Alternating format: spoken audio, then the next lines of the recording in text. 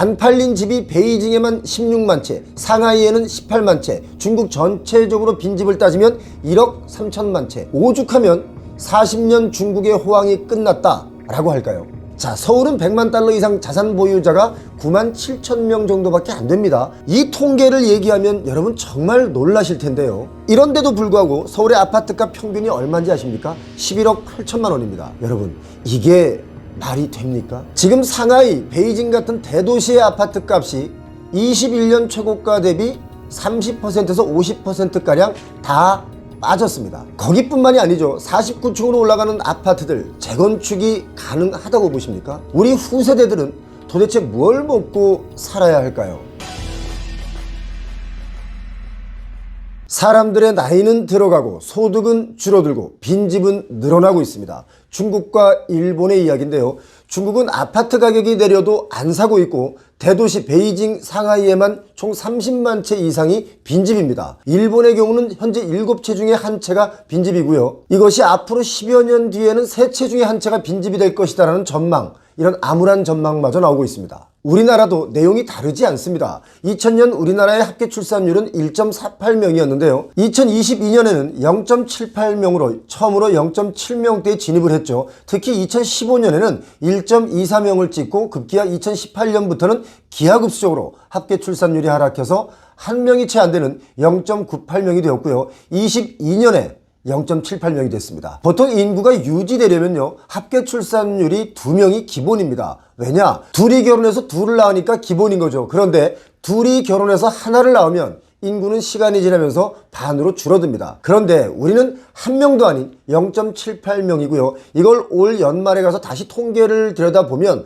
어쩌면 0.6명대도 볼 수 있을 것 같습니다. 24년 예상 통계치는 0.68명으로 나와 있습니다. 자, 2022년도에 태어난 신생아 24만 9,186명인데요. 23년 통계를 보면 월간 평균 18,900명 정도인데 23년 10월까지만 통계치가 나와 있기 때문에 이걸 좀 추산을 하면 22만 6,848명으로 또 줄어듭니다. 이거 정말 국가 소멸 위기인 것이죠. 현재 50세이신 분들의 숫자가 몇 명인지 아십니까? 88만 명입니다. 30세의 숫자는 72만 명이죠. 지금 20세의 숫자는 얼마일까요? 48만 명입니다. 푹푹 줄어가고 있습니다. 지금의 아파트를 사는 구매의 빈도를 3040 세대가 많이 차지하고 있는데요. 지금 40대가 80만 명, 앞으로 10년 뒤 집을 사려는 20대가 48만 명, 단순 숫자로만 봐도 30만 명 이상의 차이가 납니다. 나중에 지금의 고가 아파트를 받아줄 유효 인구가 과연 될까요? 제가 볼 땐 되지 않는다고 봅니다. 우리도 조금만 지나면 집이 남아돕니다. 아파트 재건축 시한이 30년에서 40년으로 늘어난다고 하더라도 재건축 시한이 돌아오기도 전에 빈집이 더 많이 생길 것이다. 이렇게 보는 것은 합리적인 추론이 되겠죠. 한국뿐만 아니라 일찍부터 초고령화 사회에 진입한 일본을 시작으로 미국, 중국, 서유럽, 동유럽, 이란, 전 세계 인구가 감소하고 있는데 이게 아마 속도가 좀 더 가팔라질 거라고 봅니다. 우리나라가 인구 감소율로 따지면 세계 1위입니다. 한강의 기적을 이룬 나라에서 전 세계에서 가장 빨리 소멸할 나라다라는 이야기마저 나오고 있죠. 지금 우리는 인구 소멸 직전 단계인 축소의 시대에 살고 있습니다. 너무 아파트 하지 않아도 될 것 같습니다. 남아도는 아파트를 정부에서 사들여서 그냥 나눠주는 시대도 곧 올 것이다 라고 저는 봅니다. 지금 중국의 걱정이 뭐냐면요, 집이 너무 안 팔린다입니다. 집뿐만이 아니죠, 다른 부동산도 안 팔립니다. 중국은 대도시 위주, 그러니까 상하이나 베이징 같은 곳에서도 집이 너무 넘쳐나서 팔리질 않습니다. 중국은 우리나라와 매우 비슷한 것이 하나 있는데 바로 이겁니다. 안 팔려도 짓고 본다 이겁니다. 중국은 바로 옆 단지가 안 팔리는데도 그 옆에 5,000채,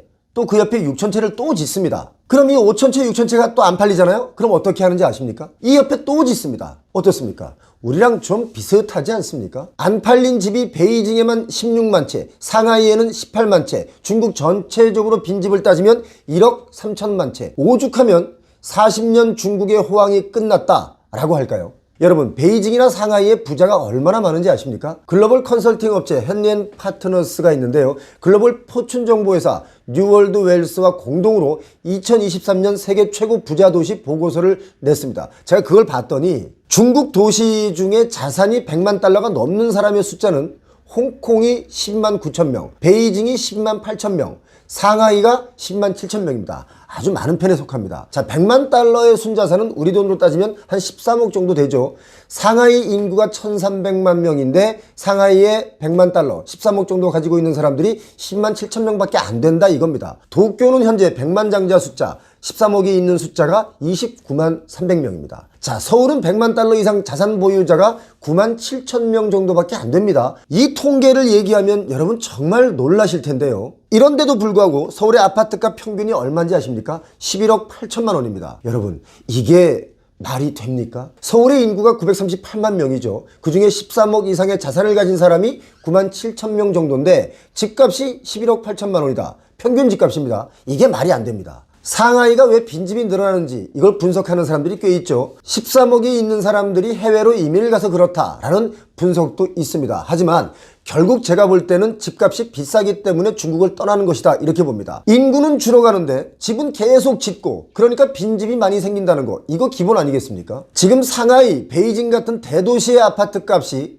21년 최고가 대비 30%에서 50%가량 다 빠졌습니다. 중국은 부동산이 전체 GDP의 한 30%를 차지하고 있기 때문에 부동산의 가격 하락으로 인해서 지금 전 세계 경제학자들은 이렇게 얘기를 합니다. 중국 이제 망했다. 다시 일어서기 어렵다 라고 말합니다. 일본도 지금 집이 넘쳐나죠. 7채 중에 한 채가 빈집이고요. 10년이 조금 더 지나면 3채 중에 한 채가 빈집이 됩니다. 일본은 고령화로 따지면 우리나라보다 선배되죠. 이제 고령화 후배인 우리가 일본을 제꼈습니다. 우리가 세계 1등의 고령화로 달리고 있다는 거죠. 어떤 보도를 보니까 일본의 고령화로 인한 진짜 고민은 바로 이겁니다. 빈집이 생겼어요. 그런데 이 빈집을 새 집으로 바꿔줄 인력이 턱없이 부족하다라는 것입니다. 젊은 세대가 없다라는 뜻이기도 합니다. 이것도 우리나라랑 정말 비슷하지 않습니까? 그래서 제가 이런 말씀을 여러 번 드렸지 않습니까? 지금 짓고 있는 초고층 아파트 또는 주상복합,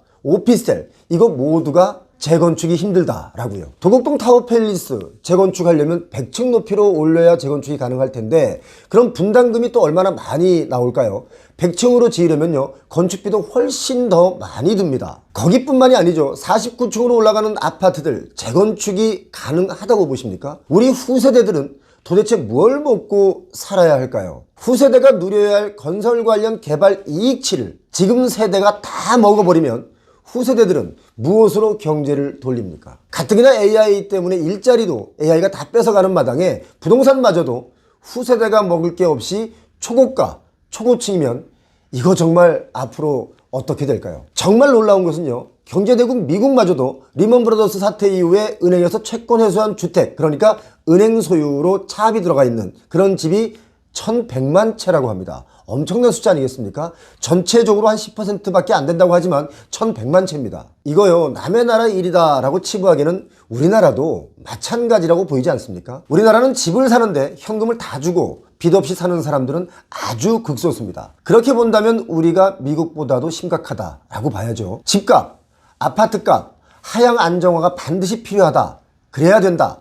그럼 출산율도 조금 올라갈 것이다 라고 저는 보는데요. 집값뿐만이 아니죠. 상가, 건물, 땅값도 하향 안정화로 가야 됩니다. 국제정세가 힘들어지면서 지금 모든 물가가 올랐죠. 그러니까 분양가는 또 자꾸 올라갑니다. 그런데 여기서 정말 중요한 것 하나만 말씀드리고 오늘 시간 마치겠습니다. 이게 정말 중요한 겁니다. 겨울이 날씨가 추우면 다가오는 여름의 날씨가 덥고요. 겨울이 좀 따뜻하다 싶으면 여름이 훨씬 덜 덥습니다. 이게 무슨 말이냐면요. 세상은 자연의 이치로 평균치, 그러니까 평균 온도를 맞춰준다는 것입니다. 부동산 가격도 미친 듯이 올랐기 때문에 아마도 드라마틱하게 다시 조정될 수밖에 없다는 것이 자연의 이치다 라고 저는 봅니다. 자, 부동산 개발하시는 분들 요즘 많이 힘드시죠? 부동산으로 가장 심각한 나라가 우리나라입니다. 개발하실 때 참고를 좀 해주시길 바랍니다. 여러분이 개발 사업 하시다가 실패하면 그거 다 고스란히 세금으로 공적 자금으로 충당되기 때문에 여러분 제발 오버해서 공급 과잉 좀 하지 마시고 비싼 땅값도 여러분이 좀 조절해서 망하지 좀 마시길 바랍니다. 자, 이 영상은 아마도 10년 뒤에 여러분 다시 꺼내 보시길 권해드립니다. 그때는 제 이야기가 아마도 너무 정확하게 맞아떨어졌다 그렇게 보시는 분들이 많을 겁니다. 존경하는 시청자 여러분, 시청하신 후에 냅다 다른 영상 보러 가지 마시고 구독 설정해 주시고요. 좋아요 버튼 눌러주시고 열혈 시청 부탁드리겠습니다. 오늘도 고맙습니다. 표영호TV에서는요, 거주의 가치 추구를 위해서 24년 갑진년을 맞이해서 값진 곳을 소개하는 출연자분을 찾습니다. 우리 집만의 멋진 구조나 또는 인테리어 또는 소품, 나만의 주거 공간, 건물, 카페 좋습니다. 아무거나 좋습니다. 또는 굳이 멋지지는 않더라도 소소한 삶의 행복을 누릴 수 있는 그 공간을 소개해 주실 분을 찾습니다. 표영호TV를 시청해 주시는 분들과 공유하고 싶으신 분들 관련 사진이나 동영상 간단한 소개를 저희 메일로 보내주시면 저희가 사례를 드리도록 하겠습니다. 몇 평짜리 원룸도 되나요? 상관없습니다. 어떤 공간이든 소소한 삶의 행복을 누릴 수 있는 그런 가치 있는 공간을 소개해 주실 분이면 누구나 연락을 주셔도 좋습니다.